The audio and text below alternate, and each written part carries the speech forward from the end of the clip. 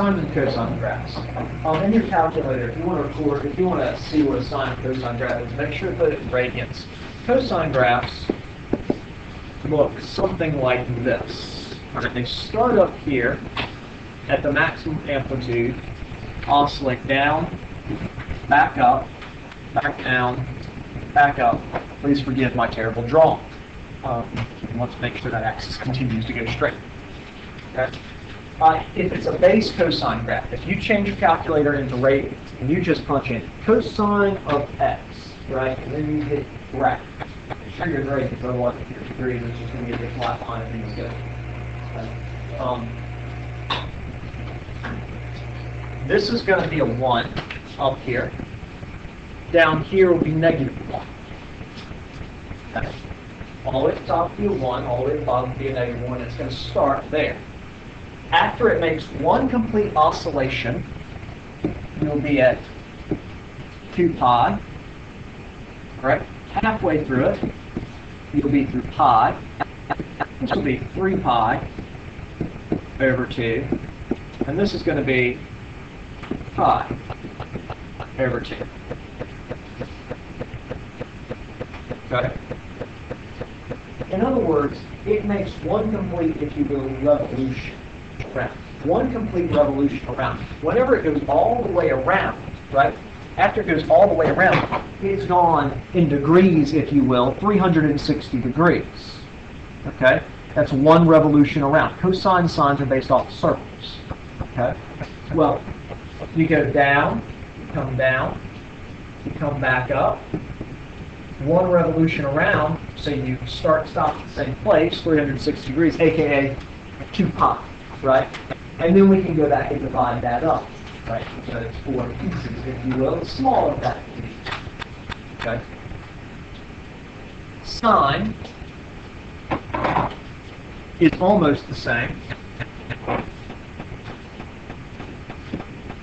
A sine graph is almost the same, except it starts from 0 and goes. Now, whenever I'm drawing it, my amplitude might grow or shrink. The amplitude should remain constant. So, forgive me for that. Likewise, amplitude 1, bottom part, -1. Where it gets back to where it was, once again, 2 pi, halfway point, pi. This is 3 pi over 2, and this would be pi over 2. Okay. This is the, it comes up, comes down, it comes back up, and here it is. It got back to where it started. That's one revolution around, if you will. Or 2 pi, once around the circle. Okay, once around the circle.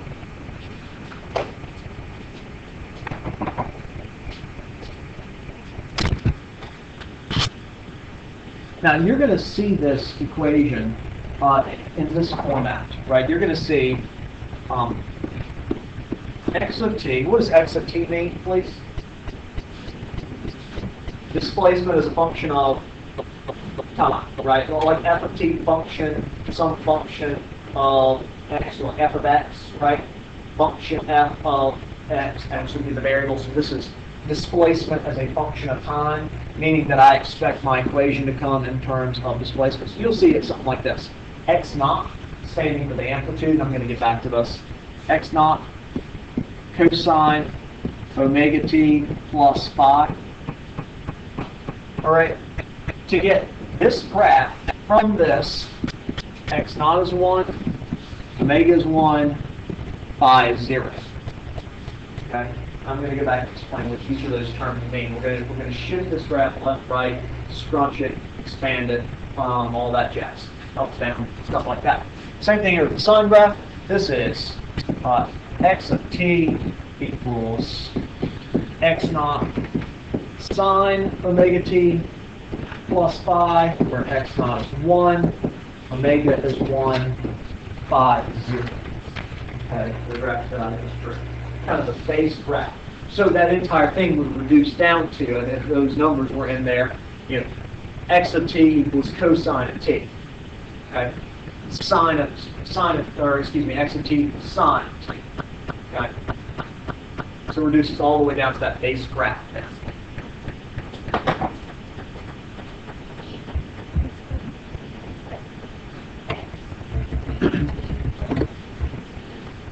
Say that again, please, McKinley.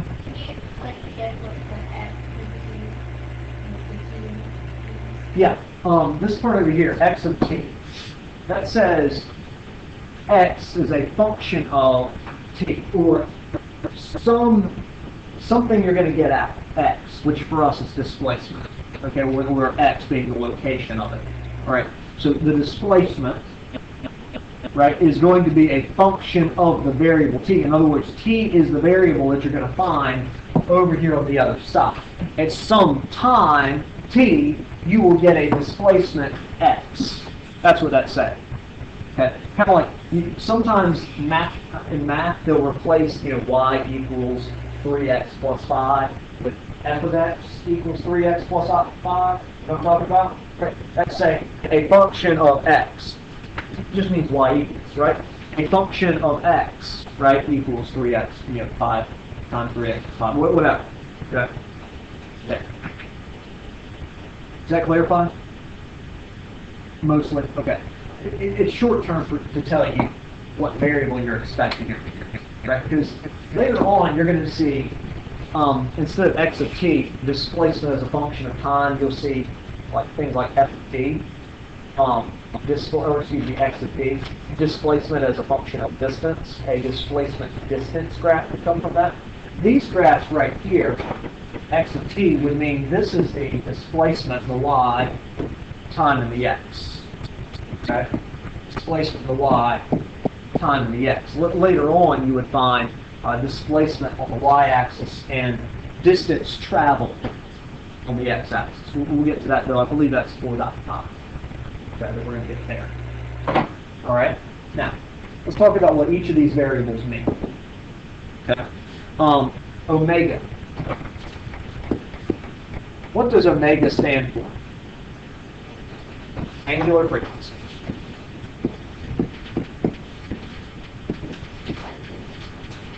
What is angular frequency? All right, so what equation do you have for angular frequency? Let's start there. Okay. All right, good. Omega equals 2 pi over t, and that's the one I'm going to really want to use, or omega equals what? Good. 2 pi. Okay, angular frequency. Let's see what changing the angular frequency in this equation up here in this. Let's base it all off right now. Let's do x of t, right? Let's try that. Let's base everything we're about to do off of x of t equals x naught cosine omega t plus phi. Okay? Right now we're going to change the omega. We're going to leave everything else alone. Okay, and see what changing the omega does to us. Alright? We're going to plug in, right now, originally I plugged in 1 for omega. Does that make sense? So I'm going to plug in something else. Now this graph up here. Let me redraw the base cosine graph. Base cosine graph started here, went like that. 1, -1, and I told you over here was 2 pi, right?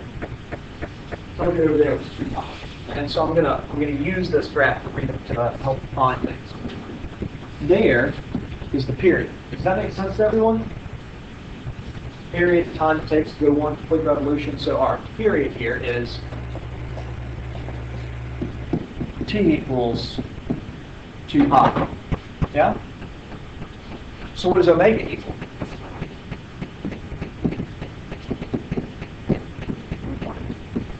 Yeah. Omega equals 1. Okay? Omega equals 1. Which, by the way, and all the way back up here to the top, I said if an omega is 1, you get this graph. An omega of 1, an angular frequency of 1, means it will occur It's going to go around the circle once. So whenever you see a 1, you're going to see a 2 pi taking the period. Okay? 2 pi will look up taking the period. Let's change it now.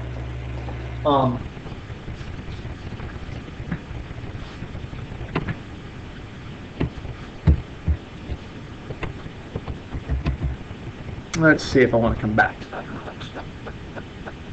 No, let's do it now.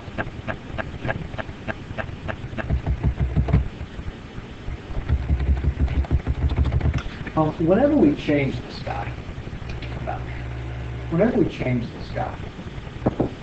this is called, I'm going to go ahead and use a term for you that you'll see in now.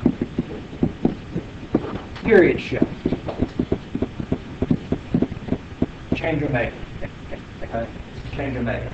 So let's, just for the sake of arguments, right, let's change this to where omega equals 2. All right? Let's make this omega equals 2. So the equation of this graph would be x of t equals x naught. We're going to leave it 1, so it goes away. 1 cosine 2t plus 0, right? So the 0 and the 1 that they can go away. Right? Phase shift 0, x naught, amplitude 1. What's this graph going to look like here? All right, so we would start up here and then we would go. This is omega, right? So omega equals 2. Omega is also 2 pi over t, right? So what's our period here? 2 equals 2 pi over t. So what's t? Yeah, pi. 2 pi over 2. T is going to equal pi. Right. So in other words, this graph has to scrunch. It has to squeeze.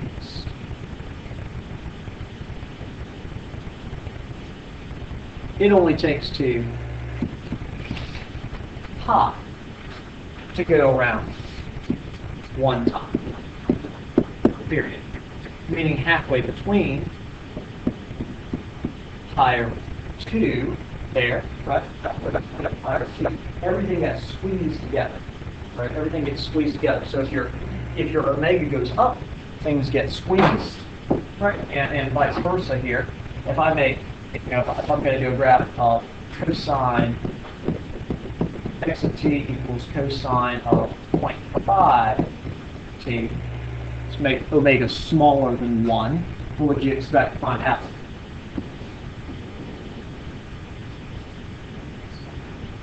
It's going to stretch out. Good. And let's go through that, right? So now I got 0.5 equals 2 pi over t, right? So now the period is going to equal what? 4 pi. So in the oscillations here,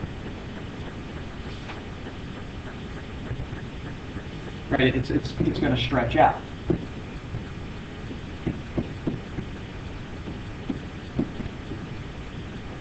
Right? It's going to stretch out. Okay.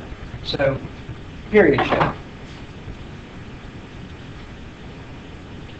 You make omega bigger. You squeeze everything together. You squeeze that cosine graph together. You make omega smaller, less than 1, you stretch it out. That's the relationship I got to have here. Okay? Next, let's do an amplitude shift. Amplitude. Amplitude right now is being listed as x naught. Okay? Amplitude right now is being listed as x naught. And it just makes the graph go up and down. And just like the used to. This is probably the simplest one of all. Okay? A graph a graph of x of t equals 2 cosine t is going to come up a little higher. Okay, it's going to start at 2 up here and go down to negative 2. Right? You stretch it out vertically. You stretch it out vertically. You get a larger amplitude at one time. Everything period-wise would remain the same. The only thing that affects the period, stretches it horizontally, okay, or squeezes it horizontally, is that angular frequency. Okay? So the amplitude stretches it up and down. Okay? Stretches it up and down.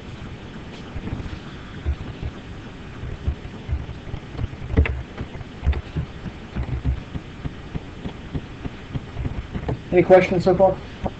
We okay with this? We okay with this? Sorry that I got to teach math. I know I'm not the most excited math teacher. That's why I didn't go into that today. All right, but got to do it. Last spaceship.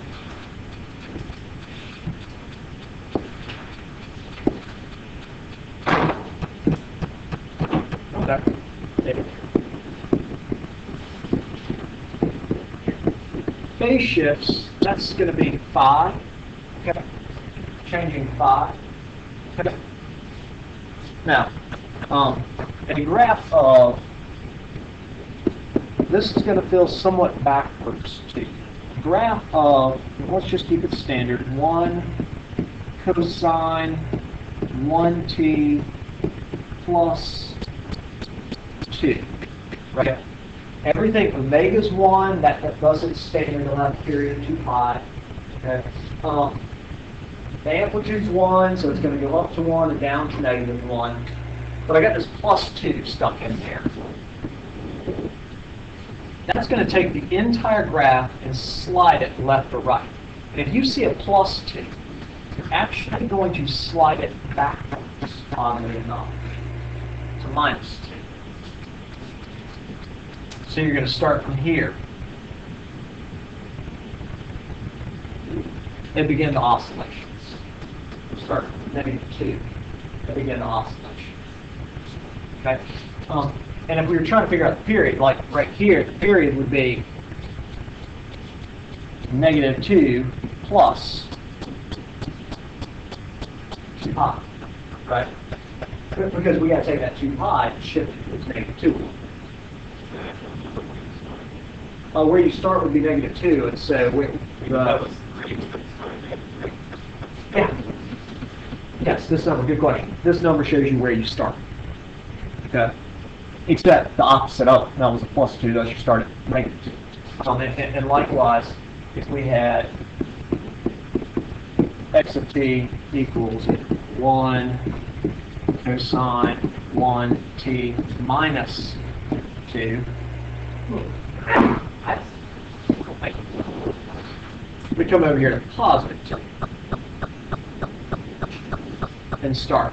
Okay, and then of course it continues the other way too. Don't think that it just magically starts up there. Okay, that's just the reference point that we have here. And so our all the way over here, this would be 2 pi plus, right? To get a period still of 2 pi. Okay? So there's sine and cosine graphs. Down there. Questions about it? You good with us? The number one thing you're going to really have to be able to deal with is phases.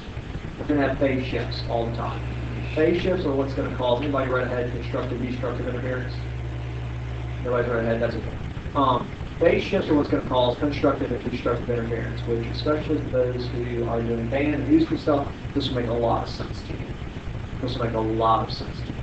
Okay, at least it does. Right.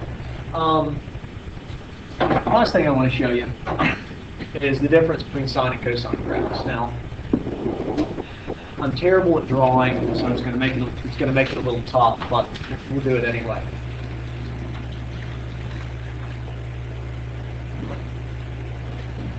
Okay, so there's kind of a cosine graph. Here,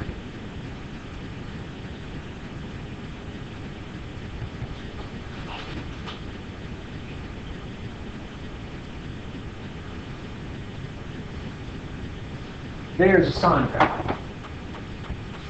Okay, there's a sine graph. Now, they are out of phase with one another by what? Anyone know what they're out of phase? What I mean by that is, think about phase shift. Let's take the cosine graph, for example. Right? Remember, it continues coming on backwards. Right? Like this. Pi over 2. Good. They are pi over 2 out of phase. 90 degrees out of phase with each other. Imagine taking this cosine graph and sliding it pi over 2. Well, let me actually, let's go through and let's try to mark this down. Here's 2 pi, so here's pi, here's 3 pi over 2, here's pi over 2, making this back here negative pi over 2, right? So if I took this entire thing, if I did this, if I made this cosine t plus pi over 2, that means I'm taking the entire thing, right, and I'm sliding it backwards. Actually, this would need to be a minus sign, excuse me. And I'm sliding it forward a pi over 2. I get out sine of t. Yeah. So I'm guessing it's the same thing as being out to each other. Yes. Well, how kind of. closely related are since, like since sharp and flat, and phase shift? Sharp and flat actually deals with changing the wavelength of the wave a little bit, not being out of phase. Right. This has to do more with, and I don't want to give away all the cards here, this has to do more with constructive and destructive interference. Around a band room, if you walk around it, really anywhere, you can find quote-unquote dead spots in the room. You know what I'm talking about? It's where the sound is, for some odd reason, sounds a little flatter, a little duller, it's not as loud. Dead spots in the room. The dead spots in the room, you have destructive interference, meaning that waves are out of phase with each other, and so they're going to start canceling each other out a little bit. This will be pi over 2, so they'll cancel each other out kind of halfway. All right. You can also find loud, very loud spots around the band room, where it's just like, it sounds great right here. You know, those are spots of constructive interference. Those are where all the waves are meeting up in phase with each other. All the sound waves are meeting up in phase with each other. Whenever someone's flat and another one's sharp and everyone's out of tune, the odds of being able to get everybody, all the waves on the same phase goes down drastically, which is another reason band folks that everybody wants. What are a couple of reasons that you want everybody in tune? Yeah, it sounds better, but what else? Sorry? It sounds louder.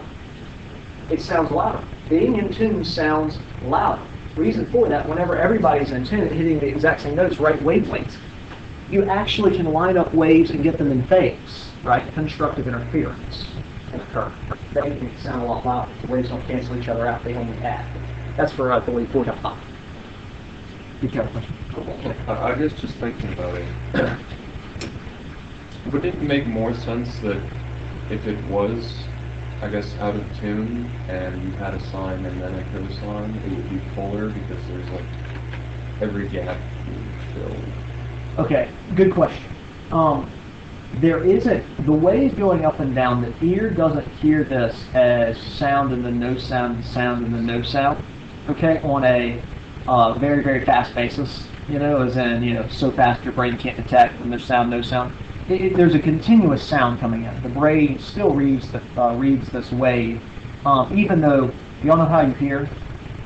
And I'm going to get back to this. There's little hairs in your ear, by the way, that kind of get air waves. That's what sound is. All right, it's just a pressure wave coming at you. And so the little hairs in your ear get blown down, right, whenever the pressure wave comes in. Okay, and then they stand back up when there's a lull period. All right, so drawing this wave, I have up top. The ear hair gets blown, and not the kind of like tufts out of old men's ears. I'm not talking about that. Okay, I'm talking about little guys deep inside. It works in combination with eardrum. But anyway, things get blown down here. Things get sucked out there. They're back to equilibrium here.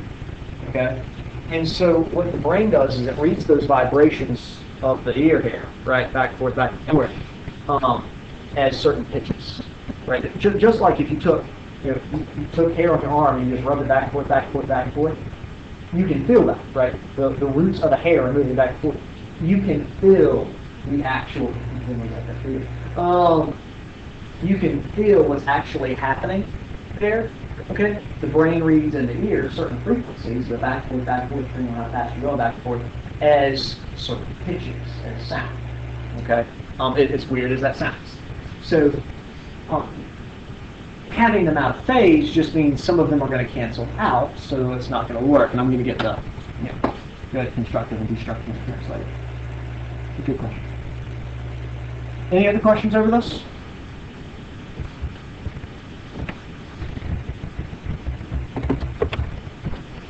All right, so you're gonna see these trig identities coming up later in math. You're not going to really need them right now, but I think I've gone over it.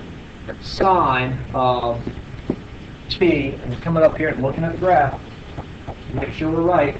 If I slide this thing backwards pi over 2, that means sine of pi, or sine of t plus pi over 2 is going to equal cosine of t, right?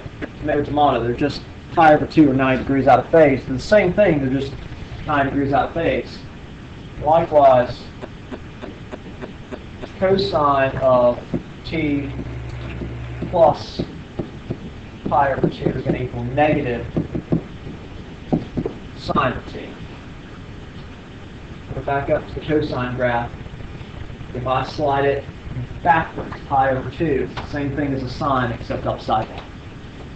Except upside down. Right, so these guys down here are two trig identities that you will end up using later on in trig. Is it required that you know that right now and you be able to use them mathematically? No. That's not one of the tools you're going to need, but you will end up using those. Okay. Let me pause. I don't want to go over the derivatives just yet, but I'll go over derivatives and by request a little bit later on. Let me pause. Let's just write down all the equations we had 4.1 to talk about them. Okay. Let's do that. Now,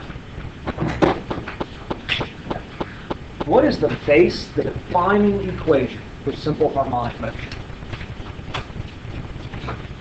The defining equation for simple harmonic motion.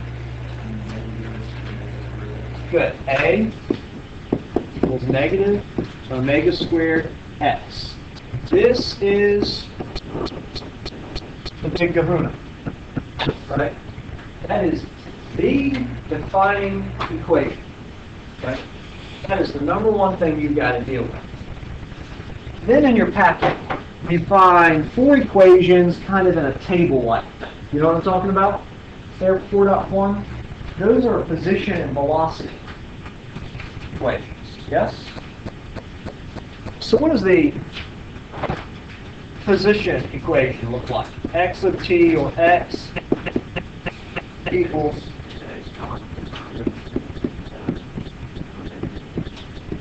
do they have a plus 5 or do they not worry about plus 5?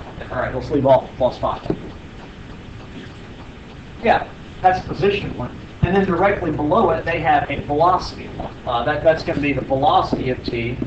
It's going to be equal to just, and this is the derivation calculus, it should be negative x naught omega sine omega t. Correct there, Austin?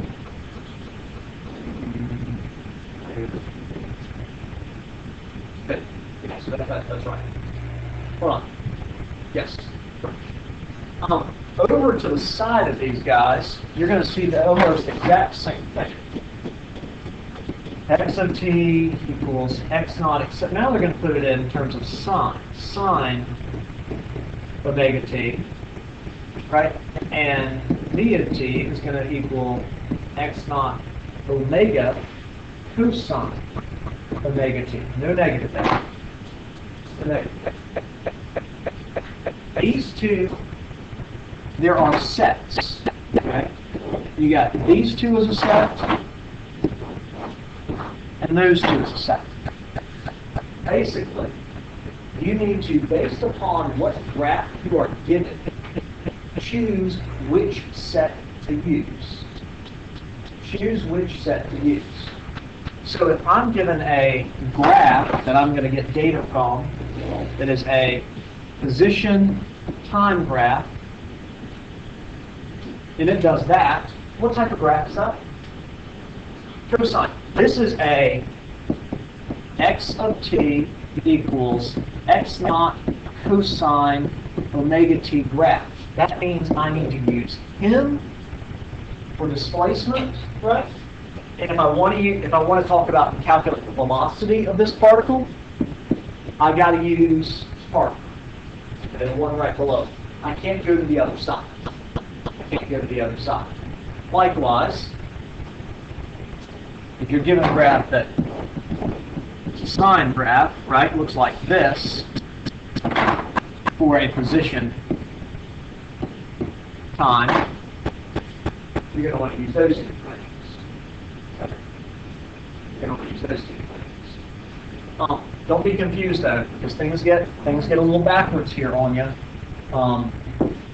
You get a graph that is a velocity time graph, and you have a sine. You're using this side, and over here, velocity time graph, VT, it should be cosine. Right? Let me kind of scroll back up so you can see what I'm talking about. Velocity time, sine, right? You see a velocity time graph, it's a sine on this side, right? Velocity time and cosine, you're on the other side. And you have, once you pick the correct side, based upon you just look at the graph and you find the equation that works, right? You find the equation that matches up. Is it velocity time to the side, or you find a velocity time equation with a sine in it? You go with it. Once you pick that side, though, you stick with that side. Okay? Don't jump. Don't jump over. No defect. Yeah. If one the cosine, why is it not negative? It should be. Good question. There. Oh, it's not going to let me delete just pieces of it. Yeah, this should be flipped. That one should be flipped. Otherwise, I'd have a negative amplitude in here. Right, so that should be flipped. Or what about the equation? Why is it not negative? Oh, this. We're talking about this one over here now. It's positive. The reason for that, kind of an odd guy. The derivative of cosine, and this is going back to derivatives, right? The derivative of cosine is negative sine, okay? But the derivative of sine is positive cosine, okay? Positive cosine, and that should be given to you in the packet that way. Go with what you see in the packet. Okay? Go with what you see in the packet. Even if it's slightly different than my derivation, don't worry about it. Go with what you see in the packet. Okay? Trust me, the negatives and positives don't work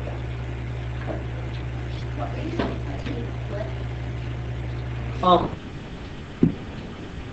Negative here, negative sign for that velocity graph, means that for this down here, this sine velocity graph, negative means that I need to take the entire thing, flip it over. Right, so I need to flip that guy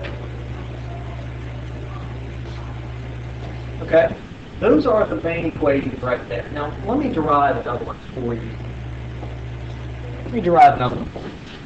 Okay. Let's look at this equation over here, just as an example. All right. Now, and let me talk about. Well, come back to these two position equations and talk about the difference for them and the graphs they'll make. Now, cosine position graph would be where an object starts where.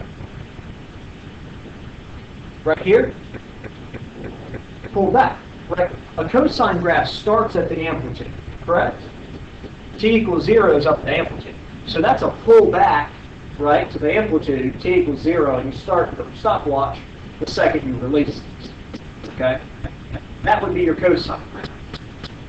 Sine graph or position would be you start at the equilibrium, right, and you give it a push. That would be a sine position graph. Okay, that'd be a sine position graph. Now let's talk about velocity. I'm actually going to use the other one, the Vt equals negative omega sine omega t here whenever I do this math. where is velocity 0? Amplitudes, right? Which should make sense here graph-wise to you from what you know conceptually. When position is maximum, cosine graph, velocity is 0. Yeah? Yeah. And when position is 0, not drawing the scale here, when position is 0, the velocity should be maximum. When position's at the equilibrium point, right? Whenever it's swinging back through, right there, the velocity is at its maximum, right? So the difference between those two graphs should make sense to you, do they? Yes, excellent. Now let me derive one more equation to make life a little bit easier here. Let's take this v of t equals negative omega x naught sine omega t.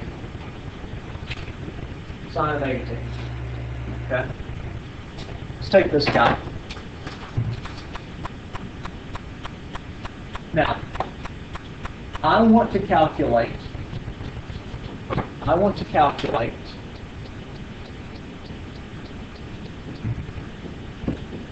V max. That's going to be my goal here. I'm going to use this to calculate the maximum velocity. Okay? So maybe here's the question we need to ask. Off of this very base graph, right? Off this very base sine graph, here's 2 pi, here's pi, here's 3 pi over 2, and here's pi over 2, right? Off that base graph, what times do I get maximum velocity?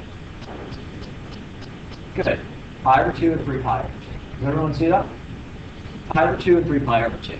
So if we use a base graph, let's talk about omega being 1 here, right? That would be negative omega x naught sine of, what is sine of 3 pi over 2 for example? Using unit circle in your head, sine of 3 pi over 2. Let me translate this in degrees. What is 3 pi over 2 in degrees? 270. Sine means y, right? What is the y component? Sorry? Not just 1, but negative 1 there, right? Negative 1. So this would tell me V max equals omega squared, or omega x.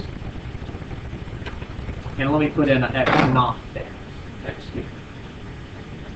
There's another equation. Maximum velocity will be the angular frequency times the amplitude at all times. Okay. The angular frequency times the amplitude. Yeah. What is omega times the square root of x naught minus x squared? Right. That is an equation that deals with, you said x naught minus x squared? Yeah. That is an equation that deals purely, and let's write that one down so we can talk about it.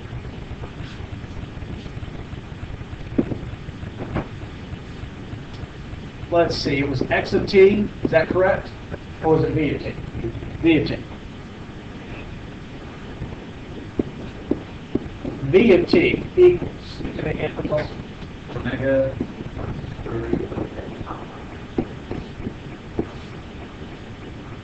both of them squared or Just a second. just the second squared. Are you getting that from your book or the path? It might be. Let me make sure, because the book's a little off sometimes with these equations.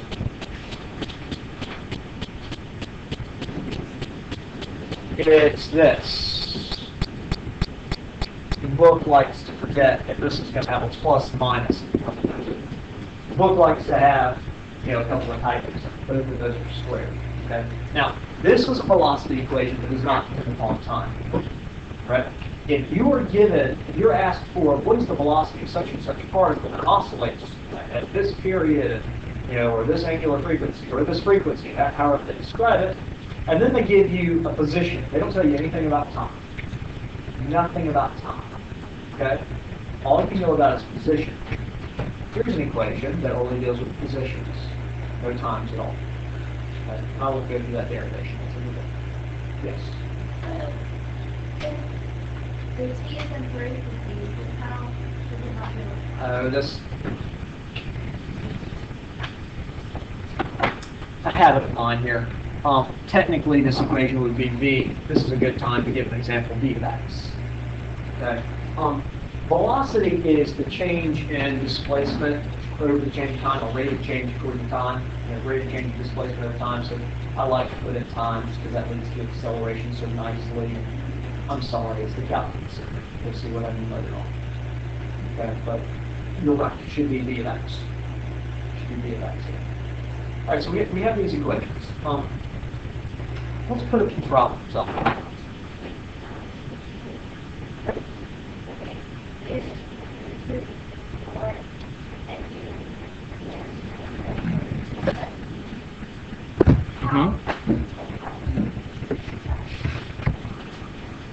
How did I decide 270? I looked at this velocity graph right here. I put that in as I put t in as the 270, okay, and I assumed omega was going to be 1, right, just for this derivation here. The way I got 270 was I looked where are my maximum and minimum velocities on the sine graph here. Well, the biggest negative is going to be at 270 according to how I have it drawn. Remember, it's supposed to be flipped, so that'd be the biggest positive. And the biggest positive according to how I have it drawn, what the biggest negative, would be pi over 2. Right, so that's where the maximum velocities, or if you will, just the maximum speeds. We can drop the direction for now, just at the same time. That's where the biggest speeds will come from.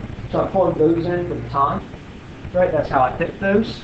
So sine of those guys always comes out to be 1 or -1, giving me, the maximum speed. And I'm dropping negatives here just to give you the magnitude. You pick the direction, right? Omega, and there shouldn't be a naught there. But omega